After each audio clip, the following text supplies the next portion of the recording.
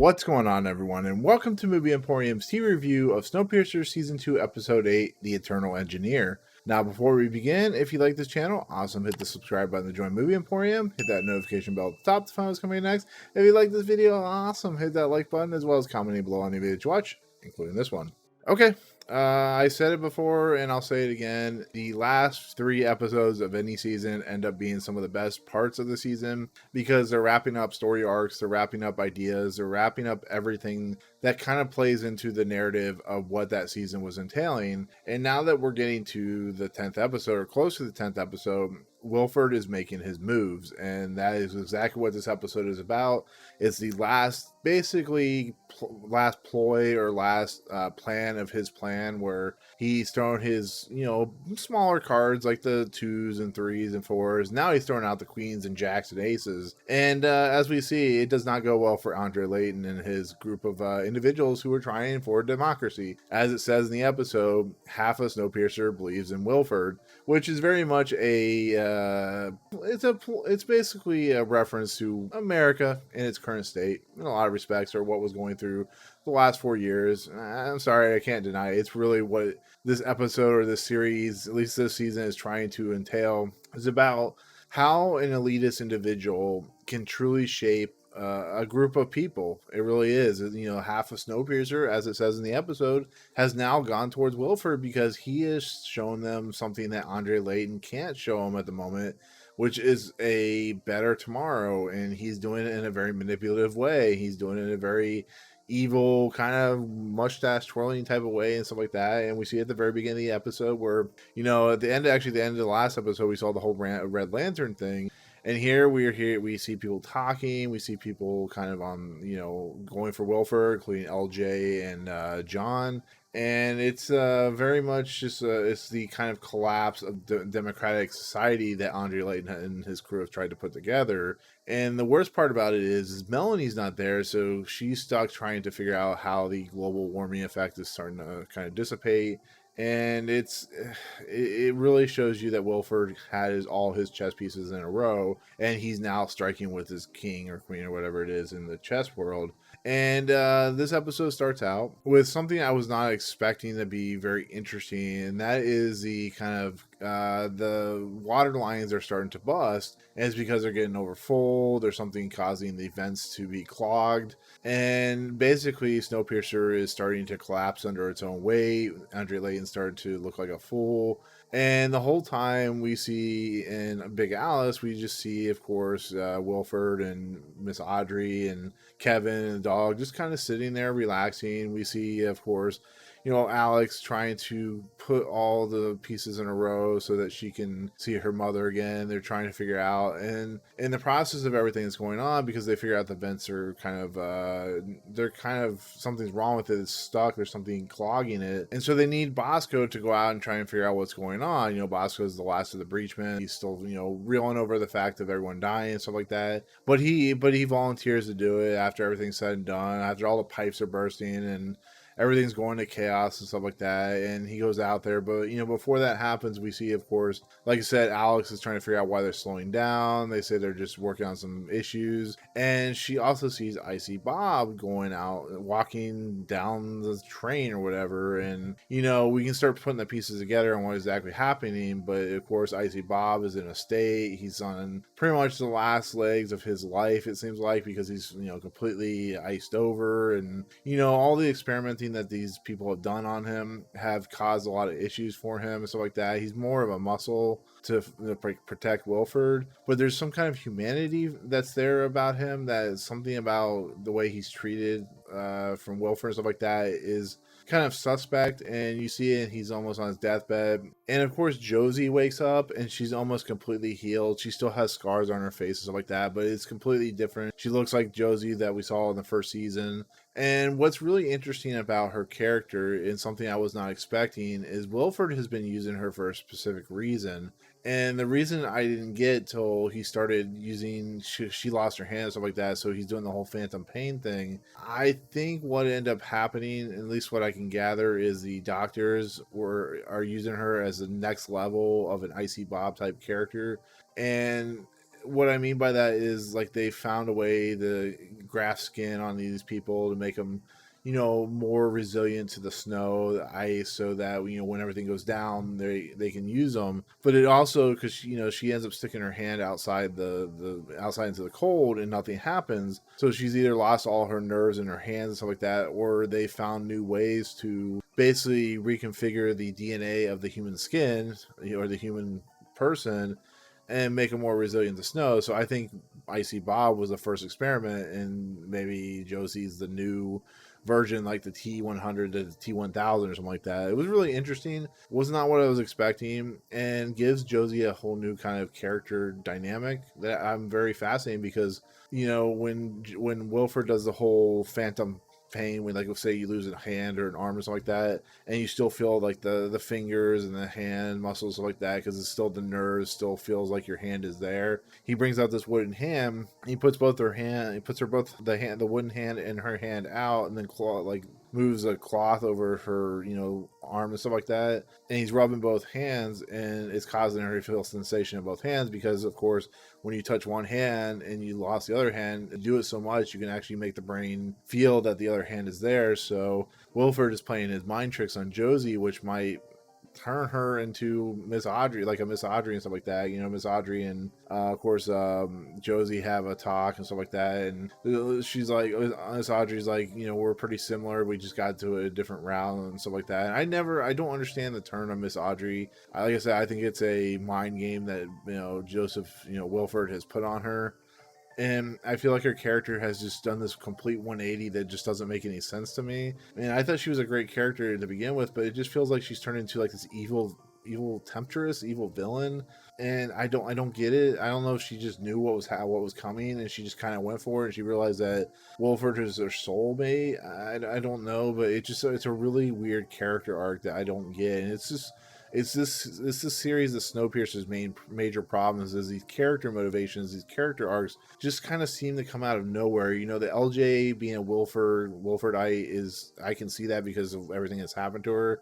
I don't know about John. I don't know if he's kind of with her, but you can kind of see the certain people being Wilfordites and stuff like that. But it's just really weird. So anyways, they have to slow the train down. We go back into what I was talking about earlier. They have to slow the train down, and in essence, what the character Bosco has to do is he has to go out to the vents and figure out what is clogging the vents. And this is where we get what Icy Bob was doing, where he stuck what looks like a railroad tie or something of Snowpiercer or Big Alice into the vent, making it clog, which is another part of Wilford's plan to basically get him onto the engine, which we later find out. And so everything's said and done, they're able to get the big metal rod. And so after everything's said and done, there's another problem that happens, which involves the God engine or the God mechanism that's part of Wilford's, his computer system and stuff like that. And it's basically what is happening is the system's malfunctioning. It's causing the engine to completely collapse upon itself, and they show the box of it, and it's like completely destroyed. All part of Wilford's plan to just completely take over Snowpiercer at some point during the episode. And so the only option they have, this is where Andre Layton's character starts to completely just kind of collapse upon itself, not on a character written level, just as a kind of leader in everything that has been going against him. And this is enacting Wilford's last part of his plan to take over Snowpiercer. They basically need a part to place into this computer system to allow Snowpiercer to run normally, but the only person that has the piece is, of course, Wilford, which he was planning for. He knew this guy is so, his logic is so sound in what he's doing. He's so smart in what he's doing that he's completely gone piece by piece by piece without ever showing his hand or ever keeping most of his cards close to the vest or chest or whatever. And basically they have to bring him on board secretly down to the engine, which they don't want to do because he could, corrupt the system. And so they call Snowpiercer and stuff like that, and they explain that they need the piece, and Wilford's gonna be brought on board by himself. They're gonna take him through the underground system, and of course, as they do that, we see Wilford, slowly starting to kind of eke his way into the system. And of course, as they're taking him down the underground system and stuff like that, we have one guy just happens to be down there, kind of, I'm gonna do the quote unquote plotting convenience, because they're like, oh, we have everything under control, it's secretive, but there just happens to be the one guy down there. It's pretty funny when you think about it. It's a little kind of convenient, I guess you could say. But anyways, they go down there, they go to the engine, and they install the device. We see Wilford excited because he's in the engine, and part of Wilford's plan is really just piece by piece falling into place without Andre Layton realizing what's happening until it's too late. Is there was the same device that Melanie had put in place for whatever reason that had helped the engine or whatever. It malfunctions, I'm assuming, by Wilford's device, because of what it's doing. And he knows that, Melanie has messed with it. Anyways, the device that he has brought over with him completely fails, and it causes the thing that Melanie installed to completely just destroy whatever portion she was working with or she had installed. And so they have to shut down Snowpiercer to basically jumpstart it, and with the help of Big Alice, who's going to push the Snowpiercer trains, all 1,047 cars, whatever they keep saying at the beginning of each episode. And that's where Wilford gets on the little intercom there, and we get our complete collapse of the democratic society that is Snowpiercer. Because Wilford is not a democratic person. He's very much a authoritarian in his nature. He's a guy that's going to do a lot of stuff to take over complete control of Snowpiercer. Who knows what's going to happen to the tail section at this point. We're still 2 episodes out. But it basically shows Andre Layton in a really bad light, because like I said, he's talking on the intercom. He's giving all that hope to Snowpiercer, Wilford is. And you can see it in Andre Layton's face. You can see the kind of downtrodden disenchantment. This guy who was trying everything in his power to make everyone equal is now seeing his world fall apart around him, and he's having a baby with the Zara, something like that. And it's like one of the first few times where I really felt sorry for the guy, because he really was trying. His character is not well written in the 2nd season, but when you see what Wilford has done, and we all knew where it was going, because Wilford is his plan was, you started to see it snowball even in the early episodes on, he's trying to build his fan base, he's trying to build his fandom. We saw it with certain people and whatnot. And it completely collapses. We see it in his Andre Layton's face. We see it in his demeanor when he goes to the front of the train, because everybody's excited now. He lights the flare to, of course, the front of the train. And of course, at the end of the episode, we see he is under house arrest. He's arrested. He has chains on him, stuff like that. Sam, of course, is a guy that, finally kind of, said that Andre Layton's a good person. He hasn't seen a good person for quite a while. And therefore, Andre Layton is very crazy. Andre Layton's going to be put under arrest for whatever they're going to try and do to him. We've seen the previews, so it's not going to end here with Andre Layton. But he has one last goodbye with Zara, and he's taken away in handcuffs. And then we see, of course, Wilford go to the front of the train, and Bennett's there, and he's like, welcome to the, welcome Mr. Wilford, and stuff like that. And we see Wilford sit down and kind of smile, as he knows he's taken over Snowpiercer, which has been his plan all along. And that's kind of where the episode ends. But like I said, there's a lot of pieces and parts and puzzles, and people starting to take sides, but it all kind of completely collapses upon itself when Wilford is able to enact his plan, all that he's been doing all along, with the help of Icy Bob and stuff like that.